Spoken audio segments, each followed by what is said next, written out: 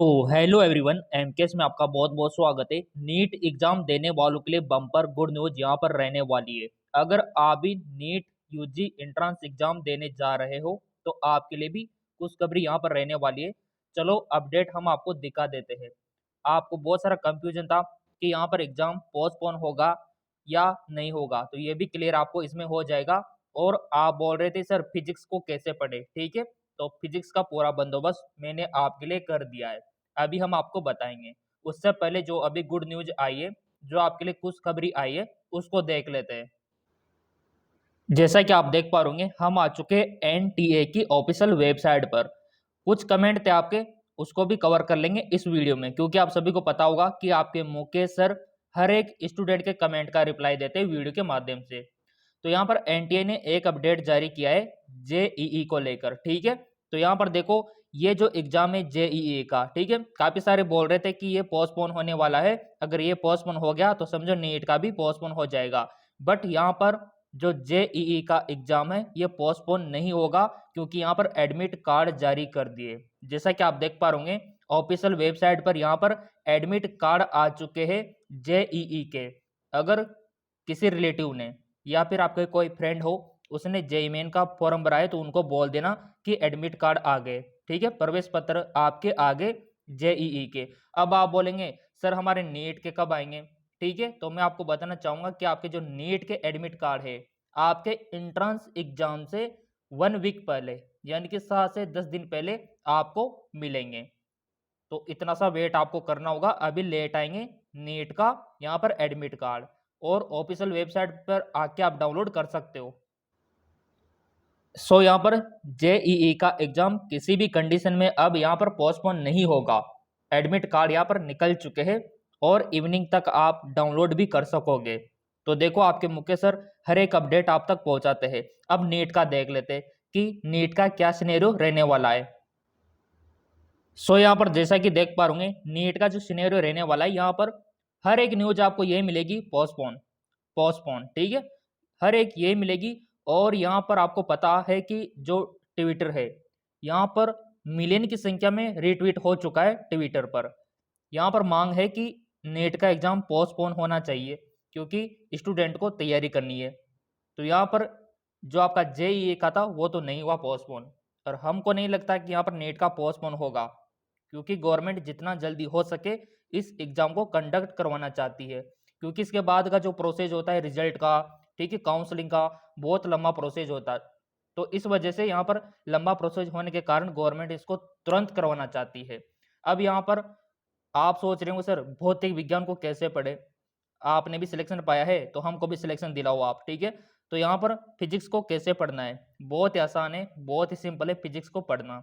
तो चलो मैं यहाँ पर आपको दिखा देता हूँ, और आपका जो नीट का जो एग्जाम है फिलहाल डेट में आपको दिखा देता हूँ ऑफिशियल वेबसाइट पे जाके। मैं आपसे यही कहना चाहूँगा कि आज डेट तक, ठीक है, अभी तक यहाँ पर कोई भी एग्जाम पोस्टपोन नहीं हुआ है। अभी तक 17 जुलाई 2022 यहाँ पर नीट की एग्जाम डेट रहने वाली है। अगर आपको इंक्वायरी चाहिए, अगर आपको कुछ पूछताछ चाहिए, तो चलो मैं आपको कॉन्टैक्ट नंबर दे देता हूँ एनटीए के, इनसे आप बात कर लेना। चलो एनटीए के नंबर में आपको दे देता हूँ। जैसा कि आप यहाँ पर देख पा रहे ये है एनटीए के नंबर, ठीक है, ये नोट कर सकते हो, जेईई दोनों के एक ही है, चाहे इनको नोट करो चाहे इनको नोट करो। इन पे आप कॉल भी कर सकते हो और पूछ सकते हो कि क्या सिनेरियो रहने वाला है। तो ये नंबर वैसे तो बिजी आपको दिखाएंगे, क्योंकि ऑल इंडिया के कैंडिडेट इन पे फोन करते हैं। स्पेशली हमने तो ईमेल किया था, तो इन्होंने बोला कि पोस्टपोन होने की कोई संभावना नहीं है, और यहाँ पर जो एडमिट कार्ड है वो आपको एग्जाम से 7 से 10 दिन पहले आपको मिल जाएंगे, ठीक है। तो हम तो यहाँ इनसे कांटेक्ट करते रहते हैं, चाहे तो आप भी कर सकते हो। ओके, तो यहाँ पर आप ये कमेंट अवश्य देखेंगे। उससे पहले जो फिजिक्स का सिनेरियो रहने वाला है, भौतिक विज्ञान आपको कैसे पढ़नी है, वो मैं आपको एक्सप्लेन कर देता हूँ। मेरे प्रिय विद्यार्थियों, जैसा कि यह है आपकी एनसीईआरटी की बुक, मैं हमेशा आपसे बोलता हूँ जितना हो सके एनसीईआरटी को फॉलो करो, चाहे वो फिजिक्स हो, केमिस्ट्री हो, बायोलॉजी हो, ठीक है। क्वेश्चन सारा का सारा इन्हीं से बनता है। तो यहाँ पर देखा जाए तो यहाँ पर आप देख पा रहे होंगे थ्योरी है, टोटल थ्योरी है इसमें, ठीक है, न्यूमेरिकल बहुत कम बनते हैं। तो यहाँ पर हम समझ सकते हैं कि जो बायोलॉजी के जो स्टूडेंट है, ठीक है, बायोलॉजी के जो स्टूडेंट है उनको फिजिक्स में थोड़ा दिक्कत होती है, इसमें कोई दो राय नहीं है, हकीकत है, क्योंकि हम भी बायोलॉजी के स्टूडेंट थे तो हमको भी फिजिक्स में दिक्कत थी। बट हमने टेक्निक लगाई कि यहाँ पर फिजिक्स में क्या है, थ्योरी तो है, थ्योरी को कवर अगर हम कर लेते हैं तो अच्छे से यहाँ पर सिलेक्शन पा सकते हैं। तो आप खुद अगर ठान लो कि जितनी भी थ्योरीज है इनका तो एक भी क्वेश्चन हम गलत नहीं होने देंगे, ठीक है, क्योंकि टाइम किस में वेस्ट होता है, न्यूमेरिकल में।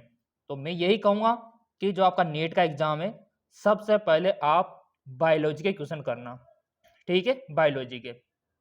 उसके बाद केमिस्ट्री में थ्योरी के, उसमें भी न्यूमेरिकल होता है, न्यूमेरिकल को बाद में करना, पहले थ्योरी के क्वेश्चन करना। फिजिक्स में भी यही रणनीति आपको अपनानी है, थ्योरी के क्वेश्चन को पहले करना है। कैसे करना है चलो मैं आपको दिखा देता हूँ।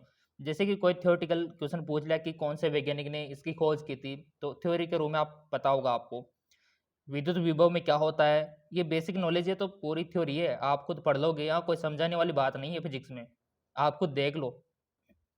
जैसे ये एक्सपेरिमेंट है, ये तो आप खुद समझ सकते हो, समझाने की जरूरत वहाँ पर होती है, कहाँ पर, न्यूमेरिकल में। तो न्यूमेरिकल तो आपको एक भी नहीं मिल रहा है इसमें, हाँ कोई बाई चांस मिल जाता है, बट थ्योरी के क्वेश्चन यहाँ पर अधिकतर देखने को मिलते हैं।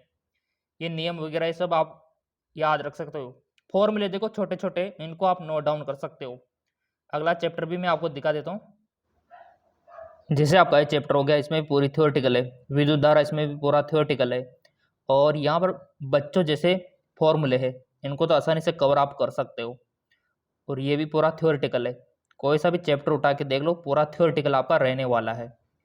और ये जो फॉर्मूले है ये भी बच्चों जैसे फॉर्मूले है, इनको तो आप कवर कर ही सकते हो। सो यहाँ पर अगर आप समझ के पढ़ोगे ना तो आपको बिल्कुल भी बायोलॉजी की तरह ये लगेगा।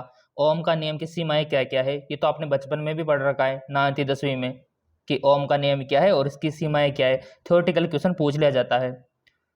तो इस प्रकार आप इसको कवर कर सकते हो। और हाँ, सबसे इंपॉर्टेंट बात, ये जो एनसीईआरटी की बुक में जो आपको ब्रैकेट्स दे रखे हैं, जो टेबल्स दे रखी है, प्लीज़ इनको छोड़ना मत, इनको अच्छे से कवर करना है आपको।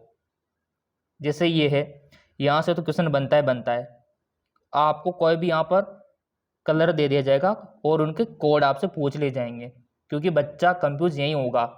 अगर मान लो हरा रंग दे दिया और आपसे अंक पूछ लिया तो बहुत सारे तो कंफ्यूज हो जाएंगे, इसमें 1 आएगा, 4 आएगा, 5 आएगा, 6 आएगा, आपका दिमाग यही घूम जाएगा। तो ये टेबल को आप अच्छे से कवर कर सकते हो, क्वेश्चन बनता है यहाँ से। तो यहाँ पर रंग और उनका कोड आपको पता होना चाहिए।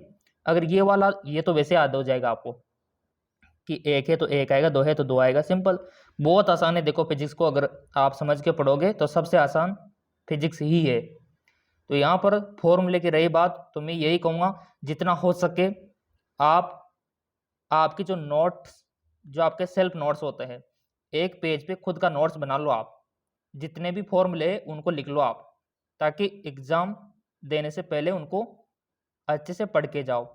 ये फॉर्मूला आया था 2018-19 में हमारे टाइम पे, क्योंकि हमने तो एनसीईआरटी पढ़ रखी थी तो हमने तो कर दिया, और ये फॉर्मूला अप्लाई करके हमने आंसर पा लिया। चलो इसका पेपर ही देख लेते थोड़ा सा। जैसे ये है आपके पुराना पेपर नीट का, ठीक है, तो इसमें क्या है, थ्योरी है टोटल, ये तो आप सब पढ़ सकते हो, आप बायोलॉजी के स्टूडेंट के लिए सबसे बेस्ट होती है थ्योरी, ठीक है ना। तो ये अगर आपने एनसीईआरटी में पढ़ा होगा तो इसका आंसर आपको आ भी गया होगा, इतना सा क्वेश्चन आपसे पूछा है। और यहाँ पर भी देख सकते हो थ्योरी के क्वेश्चन है टोटल। अब थ्योरी तो आपको पढ़नी होगी, देखो खुद आप पढ़ सकते हो थ्योरी, और इधर सबसे पहले ऐसे क्वेश्चन को करना, आप न्यूमेरिकल को छोड़ देना। सो मैं यही कहूँगा कि जो आपका फिजिक्स है ना, फिजिक्स उसमें 75% थ्योरी है, बाकी 25% न्यूमेरिकल है।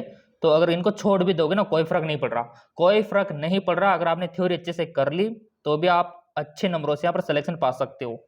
और केमिस्ट्री में भी यही करना है आपको। तो चलो और भी मैं दिखा देता हूँ आपको, आप खुद देखो कि क्या लेवल है, देखो बच्चों जैसे क्वेश्चन है, तो थ्योरी पढ़ोगे तब आसान होगा। थ्योरी टोटल देख लो आप पेपर में, कुछ ही है जो न्यूमेरिकल है, बाकी सब थ्योरेटिकल है। ये देखो ये थ्योरेटिकल, तो थोड़ा समझना होता है पेपर को, पैटर्न को। बहुत सारे तो नीट का एग्जाम सुन के डर जाते हैं, तो यहाँ पर डरने वाली कोई बात नहीं है, और आप किसी से कम नहीं हो, अपने आप को कम मत समझना, मैं आपसे यही कहना चाहता हूँ। इसी प्रकार जैसे कि आपका लास्ट का चैप्टर अर्धचालक, हमेशा क्वेश्चन बनता है यहाँ से। अर्धचालक हो गया, युक्तियाँ हो गई, ट्रांजिस्टर हो गया, है ना, डायोड हो गया, गेट हो गए। तो ये पूरा चैप्टर थ्योरेटिकल के बेस पर आधारित है। तो ये थ्योरेटिकल तो आपको खुद को पढ़ना होगा, देखो तभी याद होएगा ये। और यहाँ पर ये बेसिक नॉलेज आप खुद याद रख सकते हो। तो इनसे अगर आप नोट्स बनाते हो, और देखो हमारा जो कोर्स है एमकेएस एकेडमी, वहाँ पर हमने टोटल नोट्स एनसीईआरटी के बेस पर बना रखे हैं। तो यहाँ पर जो गेट है इनको अच्छे से याद कर लेना, और जितना हो सके थ्योरी को कवर करने की कोशिश करो आप। यहाँ पर ये अर्धचालक का दूरी हो गया, ठीक है, इनका नेचर हो गया, बस ये आपको पता होना चाहिए। एन प्रकार का अर्धचालक हो गया, पी प्रकार का, ये खुद आप पढ़ सकते हो, किसी को पढ़ाने की रिक्वायरमेंट नहीं है। हाँ, हम समझा सकते हैं थोड़ा बहुत आपको, बट आपको पढ़ना तो खुद को होगा। देखो ये थ्योरी, इसमें क्या पढ़ा है, ये तो खुद आप पढ़ सकते हो। हाँ, कोई दिक्कत हो तो आप बता सकते हो कमेंट करके, क्योंकि आपके मुकेश सर आपके कमेंटों का रिप्लाई देंगे। अब इसी प्रकार यहाँ देख लो, ये जो गेट है ये तो आपको खुद को पता होना चाहिए कि कितने प्रकार के होते हैं, किसमें क्या होता है। बेसिक नॉलेज है, आप आराम से कर सकते हो, मेरे को पक्का यकीन है। इनपुट कितना होता है, आउटपुट कितना होता है, बेसिक है, कर सकते हो आप। बट आपको कोई दिक्कत लग रही हो तो आप कमेंट करके बताओ, कमेंट करके बताओ जो भी आपको प्रॉब्लम हो, आपके मुकेश सर आपको हेल्प करेंगे। कमेंट करके बताओ आप, कोई भी दिक्कत हो, कोई भी इश्यू हो तो कमेंट करके बताओ। मेरे को नहीं लगता कि फिजिक्स इतना टफ है, बहुत आसान है। थ्योरी भी अगर आप कर लेते हो तो भी आप सिलेक्शन अच्छे लेवल पे पा सकते हो। कोई दिक्कत हो तो कमेंट करके बताओ मेरे प्रिय विद्यार्थियों।